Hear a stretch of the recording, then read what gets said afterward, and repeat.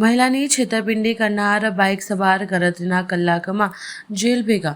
ગોરવા પોલીસની સપાટો. વડોદરાના ગોરવા વિસ્તારમાં મહિલા સુરક્ષાના મામલે પોલીસને સપાટો બોલાવ્યો છે.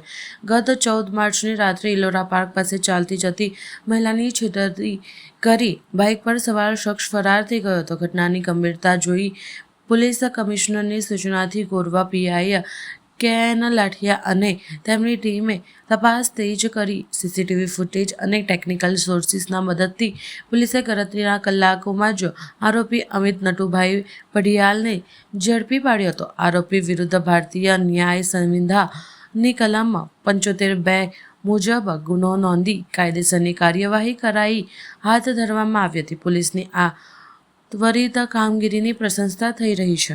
મારાથી ભૂલ થઈ ગઈ ને હવે ફરી કોઈ દિવસ કોઈ એમની સાથે આવું નહીં કરું.